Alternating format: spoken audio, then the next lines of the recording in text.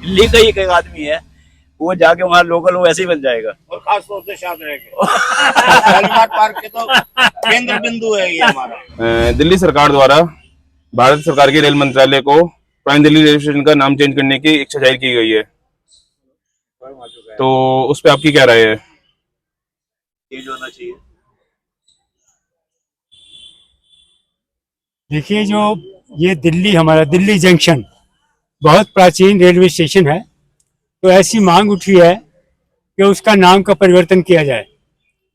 और अभी ये नाम तो हमने सोचा नहीं है कि क्या नाम रखा जाए उसका, लेकिन परिवर्तन के बारे में भी हम सोचे हैं कि ये बहुत ही प्राचीन मुगल काल का नाम चल रहा है, तो क्यों ना हम इसको बदलें और अपने संस्कृति के मुताबिक, संस्कृति के अनुसार इसका नाम रखें। तो हमारी यही राय है कि परिवर्तन अच्छा है और इसका नाम परिवर्तित करना चाहिए। Thank you sir.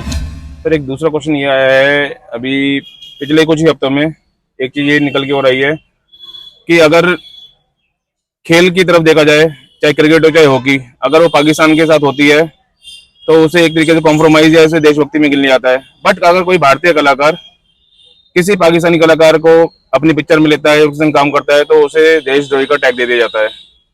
ऐसा क्यों है? क्वेश्चन आपका सही नहीं है। क्वेश्चन ही गलत है। किसको दिया देशद्रोही का? दिलजीत दोसांझ को। किसको? दिलजीत दोसांझ, ये पंजाबी कलाकार हैं जिनकी अभी सरदार जी 3 मूवी आई है, तो उन्हें डिफरेंट प्लेटफॉर्म पे और डिफरेंट जगहों पे उन्हें देशद्रोही बोला जा रहा है कि उन्हें पाकिस्तान की कलाकारा के साथ काम किया है। उन्होंने एक्शन किया तो जिसके साथ काम करे कोई इंडियन कलाकार जब वो हमारे हाँ, उसने उनकी कर रहा है पाकिस्तान, तो हीरोइन के साथ काम किया है। उनको तो बिल्कुल ही बैन करना चाहिए। उसमें कोई वो इंडिया की पक्ष वाली वो बैन होने चाहिए सब लोग। ये अगेंस्ट काम कर रहे हैं इंडिया के। नहीं, कोई भी कलाकार हो, कुछ नहीं, पाकिस्तान को तो एकदम उससे अलग ही रहा। लेकिन जब क्रिकेट खेला जाता है और अभी हॉकी की टीम भी भारत आने वाली है, बाहर खेल रहे हैं ना, तो बाहर का अभी हॉकी की टीम पाकिस्तान की भारत आने वाली है सर। भाई साहब फर्क समझिए, एक बायलैटरल सीरीज होती है, एक इंटरनेशनल कंपटीशन होता है। जब इंटरनेशनल कंपटीशन होता है तो 10 या 12 टीमें खेलती हैं, वहां आप इंटरनेशनल उसमें कर रहे हैं। बायलैटरल सीरीज में क्या मतलब है? इंडिया और पाकिस्तान की सीरीज, इंडिया पाकिस्तान की डायरेक्ट कोई सीरीज नहीं चल रही है।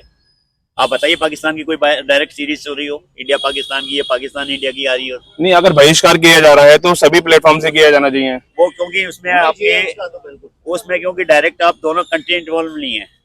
वो जो आईसीसी इंटरनेशनल क्रिकेट बोर्ड है, इंटरनेशनल काउंसिल है, वो सारे 12 या 14 जो ऑल प्लेइंग कंट्रीज हैं वो सारे इन्वॉल्व हैं, तो वहाँ उनमें आपका इतना ज्यादा रोल नहीं है।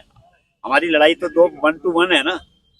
वो एक और जो ग्रुप हो रहा है या जो आपका टूर्नामेंट हो रहा है वो ऑल वर्ल्ड लेवल पे हो रहा है, तो इसलिए वहाँ उनकी से नहीं है। आप जहाँ जहाँ हमारी से होती जा रही है वहाँ बाइकआउट करा रहे हैं। अब आप देखिए ना कि अभी जबकि आईसीसी के प्रेसिडेंट तो हमारे भारत के ही हैं। तो अब करा है ना। अब देखिए ना जैसा के आने के बाद क्या हुआ, अब उनको बाइकआउट हो रहा है ना पाकिस्तान का। दुबई में कराए, बस दुबई में करा, हमारे कहने से हमें इसे न्यूट्रल वेन्यू को चुनना। जब हमने बहिष्कार की चुन लिया है कि हमें आतंकवाद के साथ कुछ करना ही नहीं, तो हमें खेल भी छोड़ना चाहिए। आपको वर्ल्ड कप चल रहा है, कंपटीशन वर्ल्ड कप की बात हो रही है। हमने कोई बायलैटरल सीरीज के लिए दुबई नहीं गए हैं कि हमने पाकिस्तान को भी बुला लिया और हम भी वहां चले गए। जब कल कोई यदि इंटरनेशनल कोई कंपटीशन कराता है तो उसमें यदि इंडिया हॉकी आती है, पाकिस्तान आता है, तो आपको उसको करना पड़ेगा ना। आपको इंटरनेशनल रूल रेगुलेशन लगाने पड़ेंगे ना। भाई लड़ाई तो भारत और पाकिस्तान की है ना, कि वर्ल्ड के लोगों की है। ठीक है। अच्छा, एक अगला क्वेश्चन, दिल्ली सरकार द्वारा कृत्रिम वर्षा का प्रस्ताव रखा गया है, क्या वो एक सही स्टेप है दिल्ली को प्रदूषण मुक्त करने के लिए? बिल्कुल सही स्टेप है। पहले भी रहे होते हैं, पास्ट में भी होते रहे हैं, हर जगह होते हैं। लेकिन पिछले कई वर्षों में जब पिछली सरकार थी, जब उन्होंने अनुमोदन दिया था एलजी साहब को और भारत सरकार को, तो उस वक्त वो रिजेक्शन क्यों किया गया था? इन्होंने रिजेक्शन किया था, सेंट्रल गवर्नमेंट ने। पहले जो हुआ है खाली ऐड हुआ है, उन्होंने कोई कोशिश कुछ नहीं करी।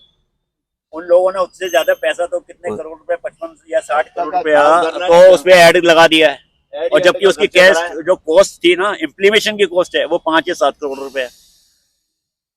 उनको सिर्फ उसको पब्लिसिटी चाहिए, उनको जो सिर्फ पब्लिसिटी चाहिए, एक्शन नहीं करना है उन्होंने। किस चीज पे करा उसने, बताओ, आप बताओ ना मेरे को भाई। हमने तो एड पे पैसे खर्च कर रहे हैं, उनको क्या है प्रैक्टिकली कि- जो है ना केजरीवाल ने काम नहीं किया। लेकिन उनने एक तबके में उन्होंने एक ऐसी भूमिका बना दी कि मैंने ये जो रिक्वेस्ट उस समय दी थी वो खारिज कर दी गई, और वही समय अब यहाँ पे है, भाई वो तो वो सारा प्रायोरिटी पे हो रहा है। ये सब वो नेगेटिव नैरेटिव चला रहे हैं अगेंस्ट किसी भी गवर्नमेंट के, नेगेटिव नैरेटिव चला रहे हैं। अब यदि 60 करोड़ का उनको ऐड मिला है, 60 करोड़ में 17-20% कमीशन आता है एडवर्टाइजिंग एजेंसी को, उन्होंने इसमें 15 या 20%, 17% भी गवर्नमेंट को, जिसकी जो पार्टी ने उसको ऐड दिया उसको वापस कर दिया, तो भी कितना हो गया? कुछ भी नहीं हुआ। समझिए ना कहाँ की नेगेटिव कहाँ चल रही है वो। और उसको काम करेंगे तो इतना पैसा नहीं मिलेगा, वहाँ 20% का डायरेक्ट वो आ रहा है। ये तो आप जानते हैं ना एडवर्टाइजमेंट में कितना कमीशन का वो बहुत ज्यादा आता है सर। है ना, मानते हैं ना? बिल्कुल बिल्कुल तो उस हिसाब से सारा काम है वो। एक और क्वेश्चन, अभी महाराष्ट्र में जो मराठी और हिंदी भाषी वाला इशू चल रहा है, अगर वो दिल्ली में आता है तो आप उसे किस तरीके से लेंगे?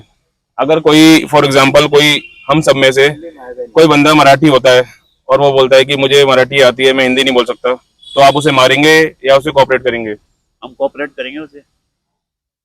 आपकी जैसी सोच महाराष्ट्र में क्यों नहीं रखते लोग? वहाँ पे वो लोग मारने को उतारू हो जाते वो हैं। कुछ नहीं, वो सिर्फ राजनीति है। उन्हें महाराष्ट्रियन को बोलो, अजान भी महाराष्ट्रियन में कराए ना वहाँ पे, अजान काय को उर्दू में करवा रहे हैं। अगर ये जो है आपकी राज ठाकरे की पार्टी जो वहाँ पे इतना उत्पात मचा रहे हैं, उन्हें खाली हिंदुओं को ही वो टारगेट करना है, मुसलमानों को करो ना, कि उन्हें बोलो अजान भी महाराष्ट्र में करें। फिर निशिकांत दुबे जी ने भी यही उठाया है, कहते हैं यही सवाल नहीं उठाया चाहिए ये। कि जब वहाँ पे मुस्लिम वर्ग अजान करता है या वो करता है कुछ भी, तो उसे भी मराठी भाषा का यूज करना चाहिए। आप ये सिर्फ और सिर्फ पॉलिटिक्स है, राजनीति है अपना। वो आज की जो कि इलेक्शन आने हैं महाराष्ट्र में, आज से 7-8 महीने बाद, तो उसको अभी से भूमिका बनाई जा रही है। लोगों को डिवाइड एंड रूल करने वाली पॉलिटिक्स है, और इसके अलावा कुछ नहीं है।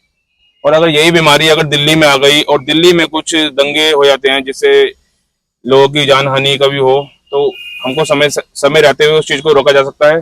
बिल्कुल रोका जा सकता है। हमें सोच अपनी बनानी पड़ेगी, हम नहीं चाहेंगे और दिल्ली में आई नहीं। और दिल्ली में आई दिल्ली का जो सिस्टम है पूरी इंडिया दिल्ली में है।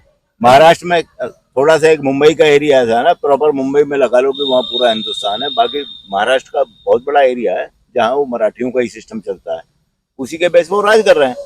दिल्ली में तो पूरा हिंदुस्तान बसा हुआ है, नहीं कर सकते यहाँ पे। दिल्ली में एक जाति का वर्चस्व नहीं है। हाँ। यहाँ तो मल्टी सभी धर्मों के लोग हैं, सभी भाषाओं को जानने वाले हैं, तो उन्हीं से दिल्ली बनी है। दूसरे धर्म का सम्मान सम्मान करते हैं, यही खूबसूरती है। यहाँ सेंट्रल गवर्नमेंट होने के नाते मेन मिनिस्ट्री यहाँ है, सब है, और सब मद्रासी भी है, या बंगाली भी है, तमिल भी है, सब लोग, सभी धर्म, सब भाषाओं के लोग यहाँ रहते हैं।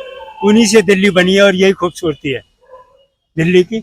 और हमारी केंद्र सरकार सब कार्यों को कंट्रोल करने के लिए उसके लिए सक्षम है। वो यहाँ दिल्ली में ऐसा नहीं उपद्रव होने देगी कोई, जैसे वहाँ क्षेत्रीय वो लोग कर लेते हैं। और सिर्फ राजनीतिक स्वार्थ है और कुछ नहीं, सिर्फ राजनीतिक स्वार्थ। दिल्ली की कोई भी क्षेत्रीय भाषा है ही नहीं। पंजाबी अपने पंजाबी बोल रहे हैं, हम हिंदी बोल रहे हैं, नहीं मद्रासी बोल रहे हैं। जो रात को जो साउथ के लिए गाड़ियां निकलती हैं, जी जी आपके साथ जो पैसेंजर बैठा हुआ है जी जी वो साउथ का है, वो आपके साथ नागपुर तक तो बहुत अच्छी हिंदी बोलेगा, आपसे ज्यादा शुद्ध हिंदी बोलेगा। जैसे ही नागपुर क्रॉस हो जाएगा, जैसे वो साउथ की तरफ थोड़ा थोड़ा जैसे इंक्रीज होता रहेगा, वो आपसे मुंह फेर लेगा। फिर वो अपने उसे चाहेगा कि मैं तमिल में, जो भी तेलुगु भाषा में, जो अपनी लोकल भाषा कन्नड़ भाषा में बोलने के लिए वो हो जाएगा। फिर वो ये नहीं कहेगा कि मैं 10 घंटे तक इस पैसेंजर के साथ हिंदी बोलता आया हूँ। तो वो थोड़ी सी की सोच को थोड़ा चेंज करना पड़ेगा। मतलब एक तरीके से माने तो हम दिल्ली वाले तो हम सब जगह सब लोगों का कोऑपरेट करते हैं। दिल्ली वाले कोऑपरेट ही नहीं करते। दिल्ली का आदमी ऑल ओवर इंडिया के, ऑल ओवर वर्ल्ड में हर जगह एडजस्ट हो जाता है। ऑल ओवर उसकी सोच की वजह से वो ऑल ओवर वर्ल्ड में एडजस्ट हो जाता है। और जगह के लोग जो है कहीं नहीं एडजस्ट होते, सिर्फ दिल्ली का ही एक आदमी है, वो जाके वहाँ लोकल वो ऐसे ही बन जाएगा। और खास तौर से शाम रहेगा। शालीमार पार्क के तो केंद्र बिंदु है ये हमारा।